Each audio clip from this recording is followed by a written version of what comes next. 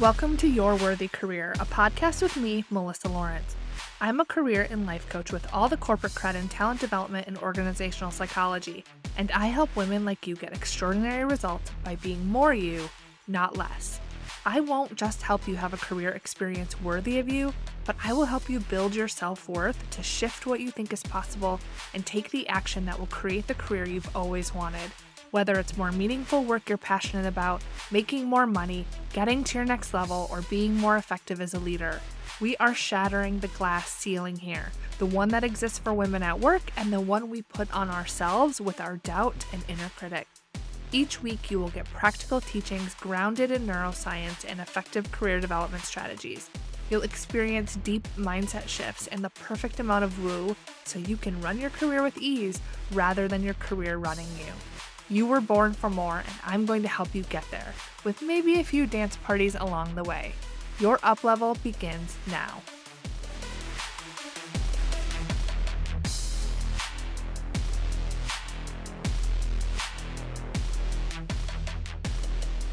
Hello, and welcome to this week's episode of the podcast.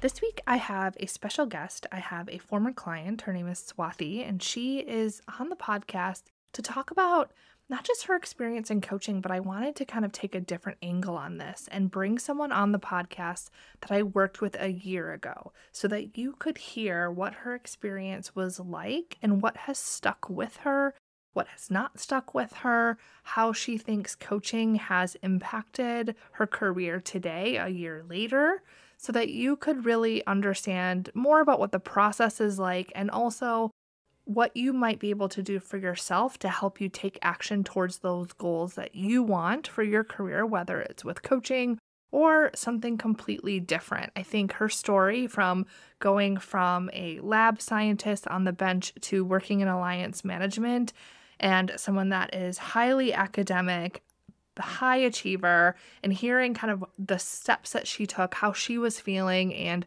where she is today is really going to give you a lot of insight and wisdom that you can take for yourself to help you with your own goals. So without further ado, here is my conversation with Swathi. Hi, Swathi. Welcome to the podcast. Hi, Melissa. Thank you so much for having me here. Of course, I'm so excited for our conversation. Just to get started, can you share with everyone who you are and what you do and a little bit about your background? Sounds good. So I'm Swathi Gannavaram. I work as an alliance manager right now in a big pharma company. And I've been in a couple of scientific lab-based roles before I ended up where I am today. And education-wise, I have a bachelor's in pharmacy from India.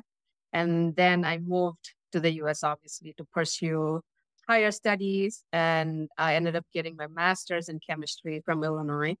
And then it seemed like I wasn't done. So I went on to get my PhD in biochemistry from Georgia State University. And then at that point in time, I kind of felt that getting a postdoc was kind of important and almost mandatory before kind of going into industry, because that's kind of the thinking at that point in time and the advice that I got from my mentors. So I went on to get a postdoc in biochemistry as well from Penn State University. So as you can tell, I've been in academia for a long time. And my 17 years of stay in the US, 10 years have been in academia. And then the last 7 years have been moving into industry and serving in several roles, ranging from being in a business development role, handling proposals.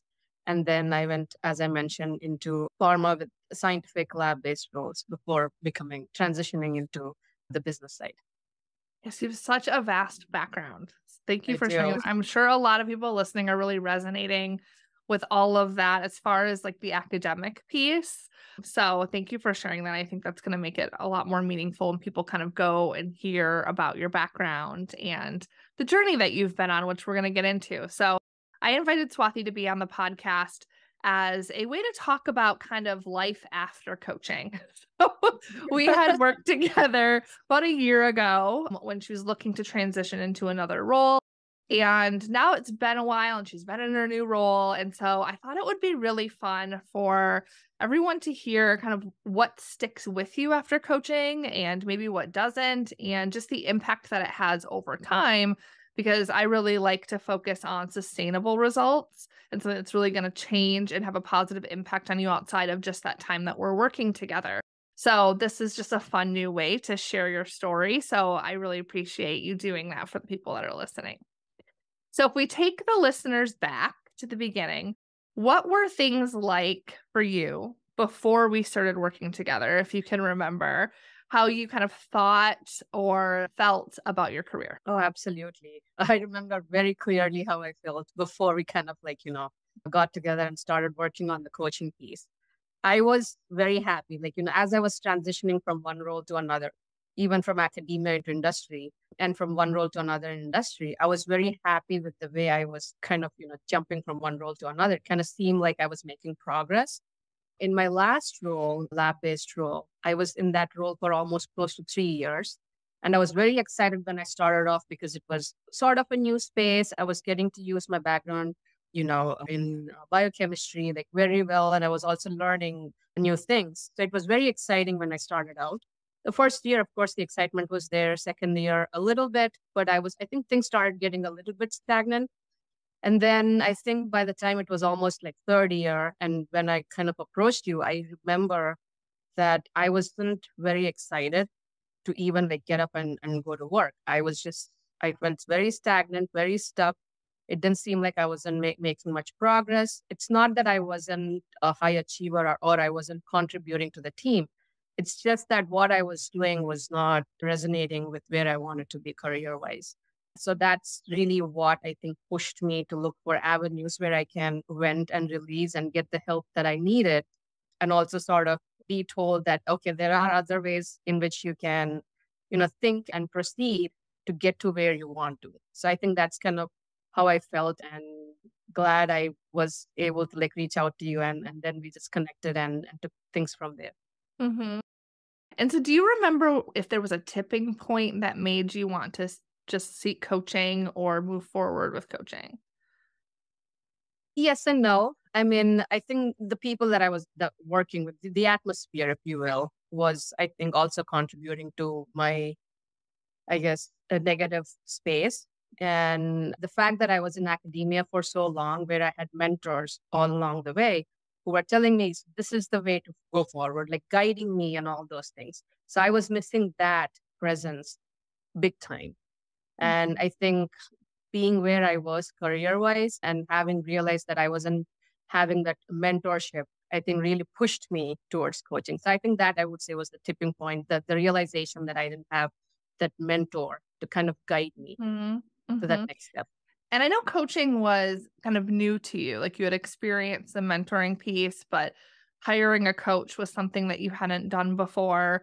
So, do you recall kind of what made you make that decision that you thought, okay, instead of finding another mentor, I'm going to hire this coach to help me? Right. Yeah, that's a great point, Melissa, because coaching was, I guess, relatively new at that time than it is now.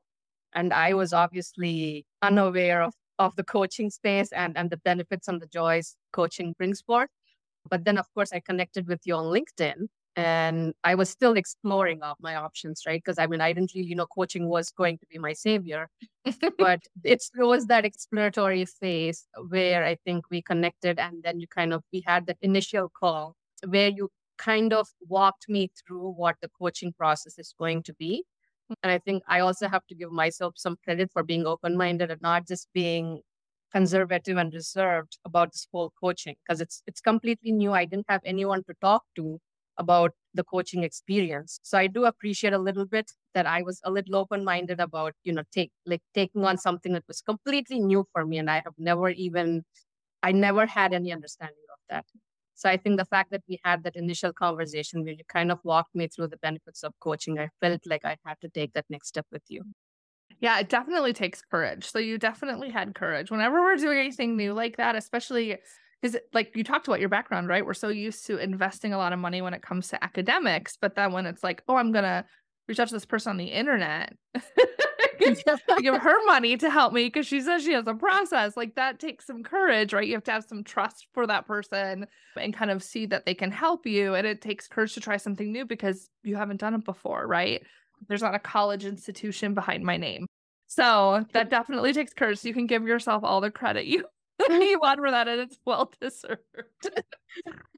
So by the end of our time together, you had moved from someone, like you said, who had kind of primarily been in the lab and been ready for kind of a pivot into somewhat more of a management or office space. And you have moved into that role. So what has that transition been like for you? Very tough initially, I have to say, because I think in my previous roles, I have kind of done similar things in a very supporting role sort of way, but it was never a primary focus. But then when I moved and transitioned into this business operational role, obviously I was not in the lab. I wasn't even doing like scientific things. Of course, I was like interfacing with the scientists and the technical scientific people, but I wasn't actively doing that. I had to look at more into the business things and organizational things, if you will. So it was a very tough adjustment, but I'm glad that when I took this role, I still had a few more months of coaching left with you. Because I remember we did have like a lot of conversation, especially around stakeholder management, Mm-hmm. because that was something that I wasn't doing a whole lot in my previous roles, but it was a major piece. I guess the primary important thing in my current role. So I think those initial conversations that we had during our coaching sessions in my new role at that time were very crucial in helping me kind of like settle down in that role and kind of use that knowledge to build forward. Mm-hmm. Mm-hmm. Yeah. And how long have you been in your role now? It's a little over a year, actually. Yeah. Well, Yeah. congratulations on your year. I knew So it was I about at that survived. point. Yeah. Okay, so what would you say if you look back on that time when we were coaching together and then fast forward to kind of this year of you being in your new role? What would you say is the biggest transformation or change that you've gotten from the coaching process? A lot. I think the biggest things, like I mentioned, was the stakeholder management piece, because that's like a big thing in my role right now. Mhm. And I always like think back to our conversations and how it is very important to kind of establish that communication link and kind of keep that open. Because a lot of the time when you're dealing with different people, the biggest thing obviously is lack of communication or over communication. I think it's always good to over communicate than not, or under communicate. So I think that's one of the big pieces that I kind of learned from our experience together, that always keep that communication link open Mhm. and make yourself as clear as possible when you're dealing with people and understand where they're coming from and what my point of view is. So just keep things transparent and clear by communicating. Mhm. And how does it feel to know that you're in the right job for you? The fact that I'm just happy and excited every day. Yeah, and and you've I'm, crossed that year mark, right? Like, so you talked about your I lunch up, you're did, like, okay, yes. year was fine, and then it's kind of sort of going downhill, but you've crossed that now, right? And Yeah. you're not having that downhill feeling. No, I'm not. I'm excited to see how I can expand my horizon. There's just so much I can learn and do. And I think that's very exciting for me. Yeah. Yeah, and Yeah. that is such a great mindset to have too. Like you talk about being open-minded, but Yeah. having that at work also where you said there's so much you can learn and grow. And Right. within your company, you can always kind of pivot and think the opportunities are really endless as far as what you can do. And you know now how to make those pivots, right? Like you've gone through the process. So Yes. you know what that looks like. You know how to make changes if something feels misaligned, as opposed to going down to that like raging LinkedIn scroll or like trying to like apply to a bunch of different jobs. Yeah, that's fantastic. Is there anything else you want to say about how your career is now? I think just having that growth mindset is really helping me, and not going in thinking that I know everything, and just be able to like make those well, not awkward, but I guess just be open minded to connecting with different people. Like, Mhm. even if it brings some level of awkwardness because you didn't know them from before, I think that's something that I learned from our coaching experience as well. Just be open minded and not hold yourself back when it comes to connecting with new people. That's something Mhm. that I took very seriously. And I have made so many connections that my manager is sometimes surprised as to how many connections that I have made, like in my short stay compared to like others. So that has really helped me in troubleshooting, getting things resolved, or just getting the knowledge and the information we need for certain tasks. So I think just having that mindset, that growth mindset, is very Mhm. important. And I'm able to do that very well in my role. Yeah, and I remember us talking too a lot about expectations. Yes. Like, having a lot of high expectations for other people and then getting frustrated when they're not Yeah. delivering that way, which I think is really common for all the high achievers of like, "This is just a logical way to do it. Why wouldn't you do it that way?" And I think that speaks to your growth mindset also, to look at other people and appreciate kind of what they bring to the table, even if they're not meeting those same expectations, and knowing what you can Mhm. manage for yourself versus what you can manage for them just Mhm. is so powerful when you think about how you use that for stakeholder management. Yeah, I tend to do that sometimes, but then I kind of lower my expectations. I'm Like, still guilty of "Hey." doing Yeah, definitely. So, how do you view career development now? Definitely sounds like it's very open-minded. You talked a lot about growth mindset. Is the way that you view development now different than it was before we started working together? I have to say yes, because I think before we started working together, I was very limited in how I was thinking and approaching my career, just because I didn't know what were the options that were available. Definitely, the coaching experience has kind of opened my mind and enlightened me in ways that I wouldn't have if I hadn't gone through the coaching process. And now that I have gone through the coaching process and it's been a year in my role, I feel like I can definitely be my own cheerleader and push for myself if I feel like I have to head in a certain direction, or if I have to learn something or achieve something professionally. I feel like I have a voice for myself, and I'm definitely able to do that now than say before the coaching experience. Mhm. Yeah, and that gets to the next question I wanted to ask you is, so you've moved into this new role in the time that we work together. But if we had never worked together, where do you Mhm. think you would be now in your career? And just like the way that you're experiencing your career? Would have been very different, I think. For me, like I mentioned, I was at a cusp where I wanted to transition into sort of project management and business side of things. That transition would probably have been, I probably would have done it, but the timeline must have been much more stretched Mhm. if I hadn't gone through the coaching process with you, just because it was not just about coaching and letting me know like what are the opportunities, but the resources you provided. And when I had like roadblocks along this process, the resources that you were able to provide were very crucial and kind of expediting my journey in Mhm. like, transitioning into where I am today. So I think if I hadn't gone through that coaching process and all the roadblocks that I have hit, it just would have been a very different space for me.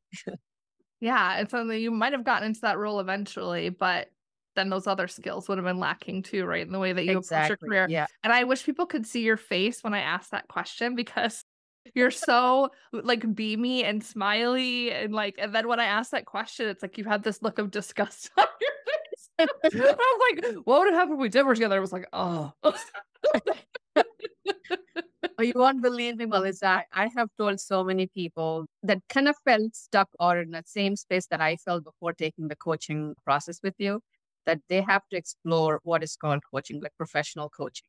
Mhm. And I think I was actually able to like positively convince few people to kind of take that leap. So definitely coaching is the way to go if you haven't experienced it, do it. Yeah, well, and it's like you said, like, when you haven't done something before, it does take that courage, and now you're Mhm. on the other side, which is why I think it's so great for people to hear your story, Yeah. because then they can see, okay, here's someone who was also a little hesitant, took that leap, and now it's, a year later and they still have positive impact from that.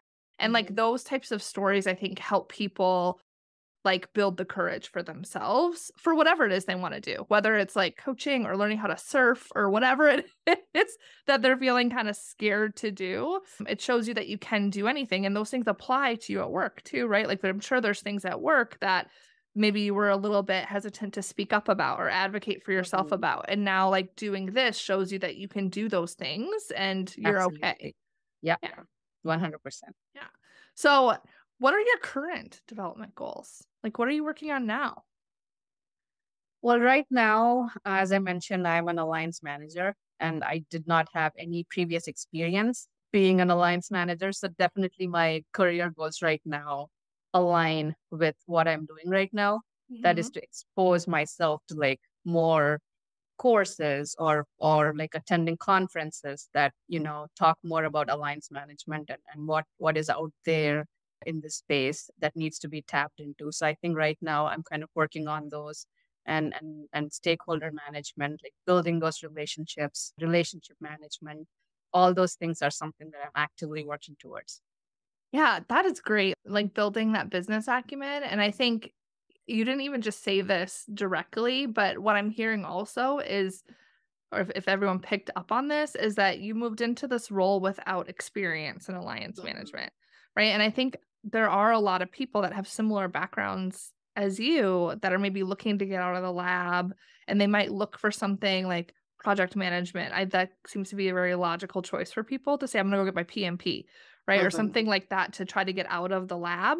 And I think everything you've shared really around stakeholder management, communication skills, and like what you've done to make sure that you're making the right moves for you has allowed you to continue to grow and get opportunities with roles, even when you don't have that experience, right? They're Exactly. trusting that you're able to figure it out when you get there. Absolutely. Yeah. Like gave me chills. Oh my God. So, knowing what you know now, what would you Mhm. say to someone who is maybe feeling stuck in their career or not sure what their best role is or how to get there? Like, what advice would you give them?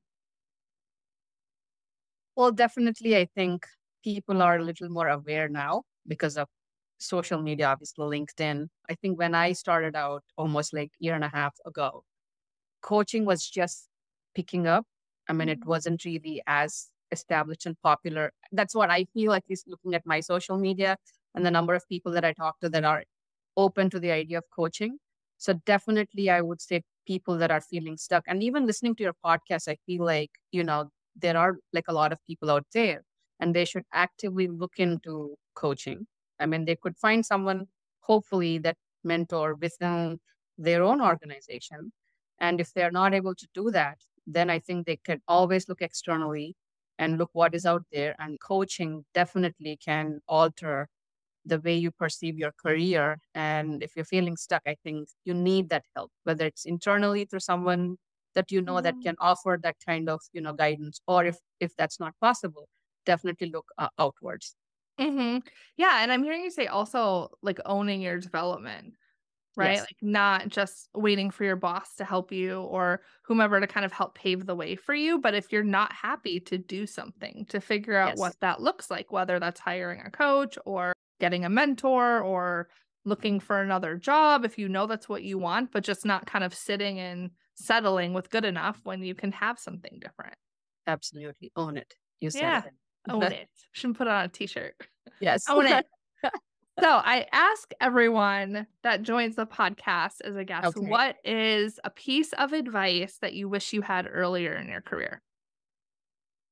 Piece of advice that I had earlier in my career.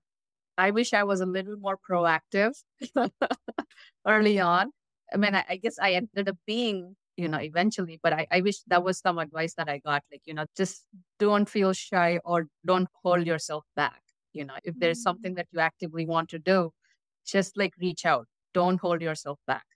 So that is mhm. something that I would tell, I think, someone that's starting out their career to Yeah. just be proactive and own it. Just go get it. Yeah, take a little bit of that courage. Maybe they can Yeah. get some Yeah. from this Absolutely. episode, right? To go and do Yeah. those things. Yeah, that's Absolutely. great advice. So is Yeah. there anything that we didn't talk about that you want to mention?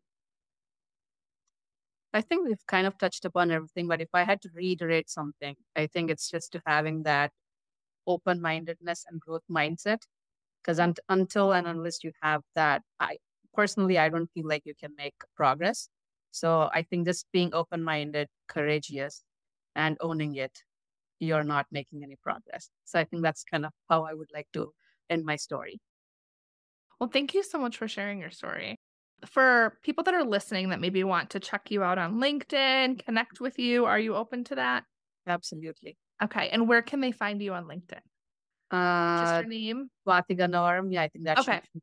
Yeah. Okay, so we'll put a link to it in the show notes so people can easily access And I it can share that. Yeah. and say Yeah. hi to you. Yeah. Yeah. Sounds good. Well, thank you for having me, Melissa. It was a lot of fun talking about my previous experience. Thank you for joining. I'll talk to you soon. Hey there, if you're ready to be in a role you love, I want to invite you to join Beyond the Ceiling, where you're going to stop feeling stuck, know your best career move, get in a role you love where you can have the impact you want to while feeling more confident and earning more with my proven process. Head over to yourworthycareer.com/beyond to get all of the details.